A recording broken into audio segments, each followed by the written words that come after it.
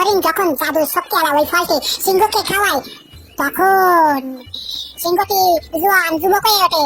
তখন সিংহটি আনন্দে লাফাতে থাকে এবং হরিণটিও খুশি হয়ে সেখান থেকে চলে যেতে থাকে। তখন সিংহটি ভাবতে থাকে, এখন আমি যুবক হয়ে গেছি, এখন ওই ছাগল কয়টা বকরি কয়টারে শাস্তা করতে হবে।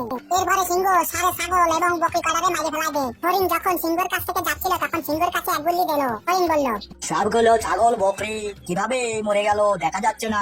জানি না কিভাবে এমনি এমনি মরে গেছে। হরিণ সিংহকে বলল, ভালো হয়েছে, এমনিতে ওরা তোমাকে নিয়ে খিল্লি করতো, ভালোই হয়েছে ওদের সাথে। এর কিছুদিন পরে একদিন হরিণ ঘাস খেতে ধরে যাবে, তাই বাচ্চাটা সিংহের কাছে নিয়ে আসলো। হরিণটা সিংহের ক্ষতি লাগলো, আমি ঘাস কাটে একটু ধরে যাবো, তুমি আমার বাচ্চাটারে একটু দেখা, একটু সময় তুমি খুব তাড়াতাড়ি করে আসো, আমি আমার বাচ্চাটারে তত সময় একটু খেয়াল রাখো। হ্যাঁ হ্যাঁ ঠিক আছে, তুমি যাও, তোমার বাচ্চারে আমি আস্তে করে খেয়াল রাখবানি, যাও।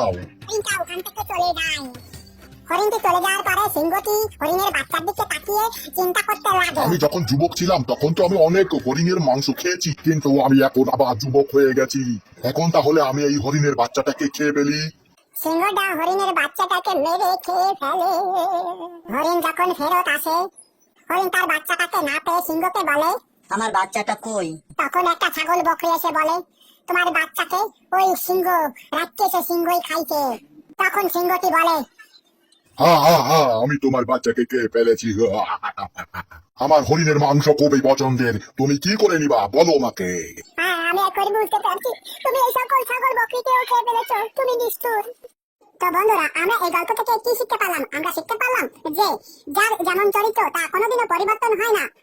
তোমরা কি আমার সাথে একমত? তাহলে ভিডিওটা ভালো লাগলে সাবস্ক্রাইব করে দিও এবং লাইক করে দিও। ধন্যবাদ।